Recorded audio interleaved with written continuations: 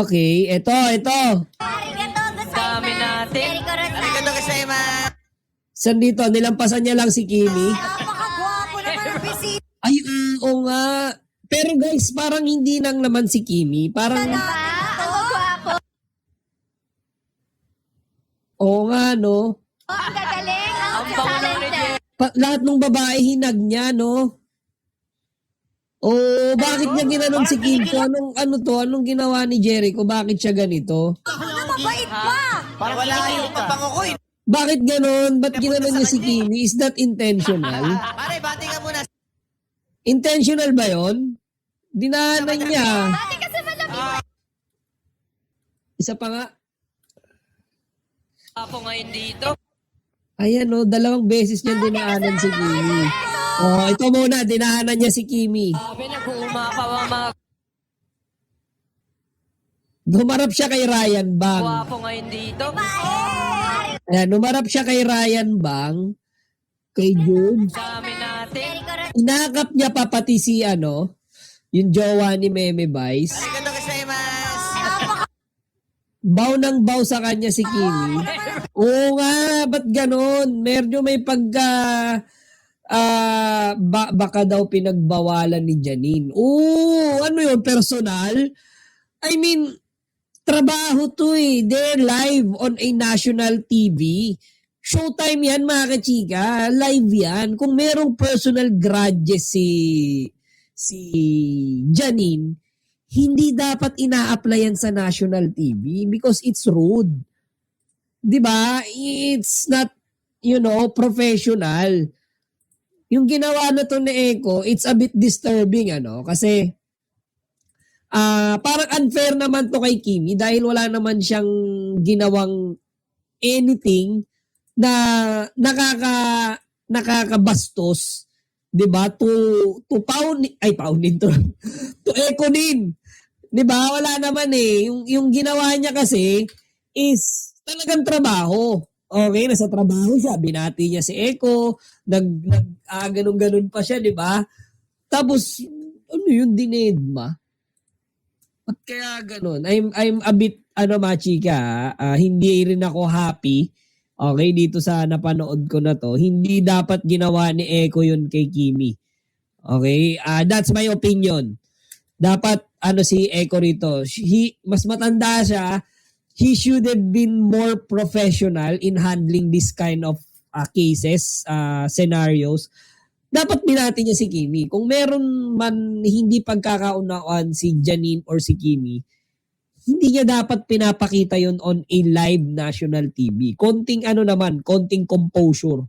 'Di ba? Konting respeto naman. Nabasto si Kimi doon. There's no excuse. Okay, sa ginawa niya. Isipin mo si Jackie nga, niyakap niya. 'Di ba? Si Jackie, 'di ba, imagine. Hindi niya nga nakasama sa isang show yun eh, or hindi nga yun masasabi natin na literal na artista eh.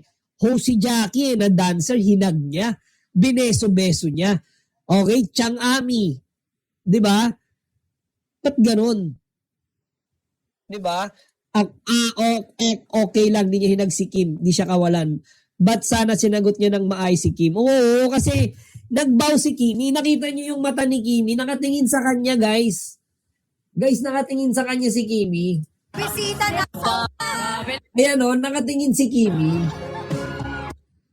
Di ba? Ulitin natin, nakatingin sa kanya si Kim Chu. Okay? Dati kasi Eto nga eh. Mga guest lang eh. Inakbayan niya pa. Guest lang yan, ha? kasi matangkay pa Ayan tingnan nyo, ha. Guys, literal nakatingin siya dyan kay Ryan Bang. Hindi kay Kim Chu. Tingnan nyo yung mata niya. Sabi Kay Ryan Bang siya nakatingin. Hindi niya pinansin si Kim Chu. Napahiya si Kimi dyan. Parang siguro napansin ni Kimi, ba't di ako pinansin? Is this a coincidence lang ba na iba yung una niyang nakita? So siguro, nung nilampasan siya ni Eko, nagbaka sakali si Kimi, pagbalik, tignan ako ni Eko. Okay, tignan natin. nag-uumapaw ang mga Ayan, binati nga, ultimo si MC, tsaka si gwapo ngayon Lassie. dito. Diba? tinignan niya. Si Jugs nga, hinag pa eh. Dami natin. Jericho Rosales. Arigato gozaimasu. Ayan, yan, tinan nyo ah. Sabi ni Kimi, thank you very much, Jericho Rosales. Arigato gozaimasu daw, di ba? Ayan o, tinan nyo. Guys, nakatingin dito si Kimi sa kanya. Nakatingin si Kimi. Arigato gozaimasu. Dami natin. Ayan, nakatingin si Kimi ah. Arigato gozaimasu. Ayan. Ayun o, nakatingin sa kanya si Kimi, hindi niya man lang pinansin. Tapos dumiretso siya dun sa kabilang line, sa kabilang mga host naman. Pahiya po si Kim kanina, nakatingin pa naman siya kay Eko. Oo nga. Tapos di niya sinagot ng maayos yung tanong ni Kim. Bastos siya. Hindi kanya, tapos bastos sagot niya. Gwapo naman. O, sige, anong tanong yon? Yo, lahat ng Saan yon?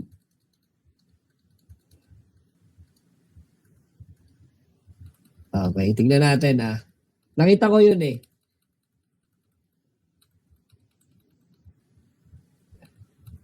Nakit.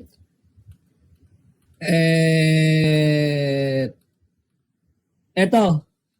Nag-relapse din sila noong 2008 at syempre Ito ba yon? Tama ba? ngayon naman, ano naman ang aabangan Yan. Ano naman ang aabangan? So, ayan. sa bago ninyong pagsasama? Ano naman daw ang aabangan sa bago nilang pagsasama? Diba? Wala lang. Grabe Sakto naman lang. siya. Wala lang Bastos nga. Ba't gano'n, no? Ano yun?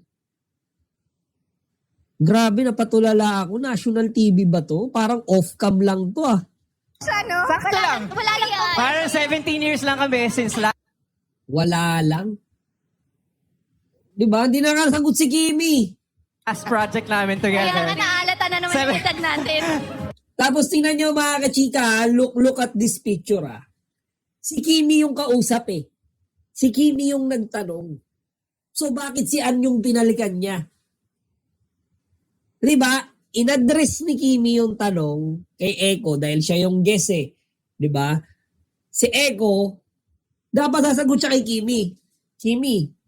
Oh, di ba? Ganon yung mga usual na mga guest nila sa 8 Showtime. Eh, ba't itong tinalikuran si Kimi bigla? Eh, no? Grabe. O, tinalikuran niya. Tumingin siya kay Kimi, tapos tinalikuran niya. Tapos humarap kay Ann. Hindi ito tama, guys. Mga kachika, this is not good. This is not looking good. Merong mga grudges dyan. Diba? Pero ang ayoko lang, bakit ginawa nila yon on a live national television? Showtime pa. Parang nilang, alam nyo, parang yan dinildil si Kimi rito eh. Parang sinadya. Yun yung tamang term doon. Parang sinadya, parang tawag dito, parang gustong gumante na hindi ko naman alam kung ano yung dahilan bakit siya gagante. Inaano ba siya ni Kim Chiu? Ano bang atraso sa kanya ni Kimi? Di ba? Ano yun? Nakikisaw-saw siya sa mga fans dahil yung mga fans ng Kim Pao masasabi nating mas marami kaysa sa fans nila ni Janine. Kaya parang makikisaw-saw siya sa gulo ng mga fans, sa away ng mga fans. Pakababaw naman, di ba? Paka-unprofessional. Guys, this is not something na, alam niyo, dapat tino-tolerate. Anyway, ngayong nakita ko na, salamat sa inyo. And ayun, ang pangit. Hindi ko siya gusto. And kawawa naman si Kimi, you know, itong mga ganitong tao. Nakita niyo yung mukha ni Kimi nung binati si Eko. Arigato gozaimasu, di ba? Parang napaka-entertaining, napaka-hospitable kasi show nila yun eh.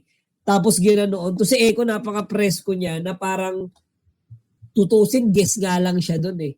Di ba? Anyway, that's Eko and Eko is Eko. Mukhang trending na naman ang usapan sa pagitan ng fans ng Kim Pao at si Jericho Rosales dahil sa kumakalat na kwento na parang hindi raw kilala ni Jericho si Kim Chi.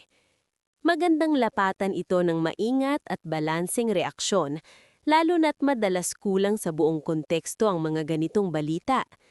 Narito ang mas mahabang pananaw ko tungkol dito. Una, sa showbiz, maraming pagkakataon na ang isang linya, biro o sagot sa interview ay napuputol o naia-out of context. Posibleng may sinabi si Jericho na na-interpret ng fans bilang pag-iisnab o pagdi-disregard, pero hindi natin agad masasabi ang tunay na intensyon kung hindi buo ang clip o statement. Si Jericho Rosales ay matagal na sa industriya at kilala bilang profesional, kaya medyo malabo na sadyang mang-iinsulto siya ng kapwa-artista nang walang dahilan. Ikalawa, natural na protective ang fans, lalo na ang Kim Pao fans kay Kim Chi. Malakas ang fan culture sa Love Eames at kapag may naramdaman silang tila pagmamaliit o pagde-disrecognize sa iniidolo nila, mabilis silang magre-react. Iyan ay galing sa loyalty, pero minsan pwede ring lumala kapag hindi mo na vine-verify ang buong sitwasyon. Ikatlo, posible rin na simpleng moment lang iyon. Halimbawa, hindi narinig ng maayos ang tanong, may ibang tinutukoy, nagbibiro lang, o hindi lang agad nakilala sa konteksto ng usapan. Hindi lahat ng parang di kilala ay literal na hindi kilala. Minsan ekspresyon lang sa flow ng conversation. Ikaapat, si Kim Chi ay isa sa mga pinaka-visible at established na artista sa henerasyon niya. Kahit sino sa industriya ay malamang aware sa kanya at sa mga proyekto niya. Kaya kung may ganitong issue, mas makatuwirang isipin na may miscommunication kesa intentional disrespect. Dagdag ko pa, mas nakakatulong sa image ng fans at ng idols nila kung ang unang hakbang ay magtanong at maghintay ng klarifikasyon kesa agad umatake online. Mas nagiging maayos ang diskurso kapag kalmado ang approach. Sa balitang pumalag ang Kim Pao fan sa ginawa o sinabi raw ni Jericho Rosales kay Kim Chi dahil parang hindi niya ito kilala, ang masasabi ko ay dapat itong tingnan ng may buong konteksto at kalma bago magbigay ng matinding reaksyon. Sa showbiz, maraming pagkakataon na ang isang pahayag o eksena ay napuputol, nai-edit o naiiba ang dating kapag kumalat na online. Posibleng may misunderstanding lang sa delivery o sa tanong-sagot. Hindi agad ibig sabihin na bastos o nang iisnab ng isang artista kung may moment na parang hindi niya agad na-recognize o nabanggit ang isa pa. Lalo na si Jericho Rosales ay matagal nang respetadong aktor, kilala sa profesionalismo, kaya hindi agad makatuwirang isipin na may intensyon siyang maliipin si Kim Chi. Sa side naman ng fans, understandable kung bakit sila nagre-react. Kilala ang Kim Pao fandom na very protective kay Kim Chi. Kapag may naramdaman silang tila pagde-disrespect, natural na magtatanggol sila. Iyan ay galing sa loyalty. Pero mahalaga rin na siguraduhin muna ang facts bago maggalit o mang-call out. Para kay Kim Chi mismo, established na ang pangalan at career niya. Hindi mababawasan ang kredibilidad o halaga niya bilang artista dahil lang sa isang moment ng perceived snub o awkward exchange. Ang track record at mga proyekto niya ang tunay na basehan ng respeto sa industriya. Mas magandang approach sa ganitong issue. Alamin muna ang buong video o buong statement. I-check kung may paliwanag o follow-up. Iwasan ang personal attacks. Panatilihin ng respeto sa lahat ng artists involved. Sa ganitong klasing balita, mahalagang unahin ang konteksto bago emosyon. Sa panahon ngayon, napakabilis kumalat ng maiikling clips, screenshots o linya mula sa interviews na pwedeng magmukhang iba ang ibig sabihin kumpara sa buong pangyayari. Isang pahayag lang na kulang sa detalye ay pwedeng magmukhang pang-iisnab, kahit sa totoo ay biro, misheard na sagot o simpleng moment lang ng kalituhan. Unang punto, parehong established artists sina Jericho Rosales at Kim Chi. Hindi sila baguhan sa industriya. malabo na ang isang veteranong aktor ay sadyang magpapakita ng disrespect sa kapwa-artista sa harap ng publiko ng walang dahilan. Sa tagal ni Jericho sa showbiz, kilala siya sa pagiging profesional at maingat sa public image. Sa side naman ni Kim Chi, hindi na kailangang patunayan pa ang pangalan niya. Matagal na siyang A-list level pagdating sa popularity, projects at endorsements. Kaya kung may moment na parang hindi siya nakilala o hindi agad na acknowledge, mas makatuwirang isipin muna na may miscommunication kesa intentional slight. Ikalawa, natural na protective ang fans, lalo na ang Kim Pao fans kay Kim Chi. Malakas ang fan culture sa love teams at kapag may naramdaman silang tila pagmamaliit o pagdi-disrecognize sa iniidolo nila, mabilis silang magre-react. Iyan ay galing sa loyalty, pero minsan pwede ring lumala kapag hindi mo na vine-verify ang buong sitwasyon. Ikatlo, posible rin na simpleng moment lang iyon.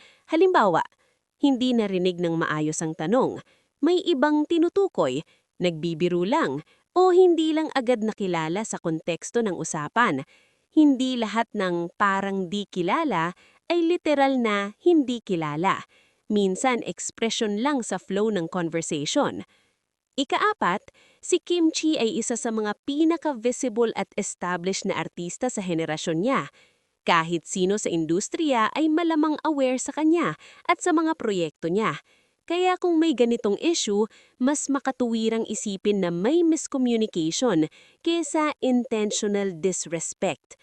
Dagdag ko pa, mas nakakatulong sa image ng fans at ng idols nila kung ang unang hakbang ay magtanong at maghintay ng klarifikasyon kesa agad umatake online. Mas nagiging maayos ang diskurso kapag kalmado ang approach. Sa balitang pumalag ang Kim Pao fan sa ginawa o sinabi raw ni Jericho Rosales kay Kim Chi dahil parang hindi niya ito kilala, ang masasabi ko ay dapat itong tingnan ng may buong konteksto at kalma bago magbigay ng matinding reaksyon. Sa showbiz, maraming pagkakataon na ang isang pahayag o eksena ay napuputol, nai-edit o naiiba ang dating kapag kumalat na online. Posibleng may misunderstanding lang sa delivery o sa tanong-sagot. Hindi agad ibig sabihin na bastos o nang iisnab ng isang artista kung may moment na parang hindi niya agad na-recognize o nabanggit ang isa pa.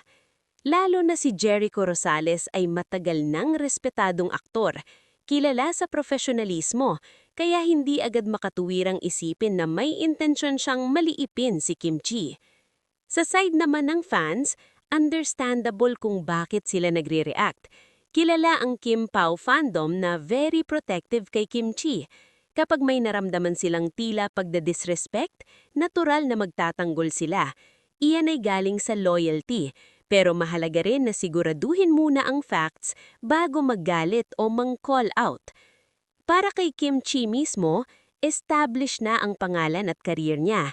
Hindi mababawasan ang kredibilidad o halaga niya bilang artista dahil lang sa isang moment ng perceived snub o awkward exchange. Ang track record at mga proyekto niya ang tunay na basehan ng respeto sa industriya. Mas magandang approach sa ganitong issue. Alamin muna ang buong video o buong statement. I-check kung may paliwanag o follow-up. Iwasan ang personal attacks. Panatilihin ng respeto sa lahat ng artists involved. Sa ganitong klasing balita, mahalagang unahin ang konteksto bago emosyon. Sa panahon ngayon, napakabilis kumalat ng maiikling clips, screenshots o linya mula sa interviews na pwedeng magmukhang iba ang ibig sabihin kumpara sa buong pangyayari. Isang pahayag lang na kulang sa detalye ay pwedeng magmukhang pang-iisnab, kahit sa totoo ay biro, misheard na sagot o simpleng moment lang ng kalituhan. Unang punto, parehong established artists sina Jericho Rosales at Kim Chi. Hindi sila baguhan sa industriya. Malabo na ang isang veteranong aktor ay sadyang magpapakita ng disrespect sa kapwa-artista sa harap ng publiko ng walang dahilan. Sa tagal ni Jericho sa showbiz, kilala siya sa pagiging profesional at maingat sa public image. Sa side naman ni Kim Chi, hindi na kailangang patunayan pa ang pangalan niya. Matagal na siyang A-list level pagdating sa popularity, projects at endorsements.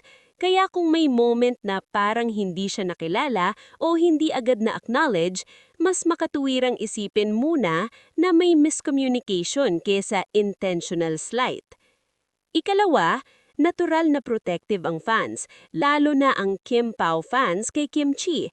Malakas ang fan culture sa love teams at kapag may naramdaman silang tila pagmamaliit o pagdi-disrecognize sa iniidolo nila, mabilis silang magre-react. Iyan ay galing sa loyalty, pero minsan pwede ring lumala kapag hindi muna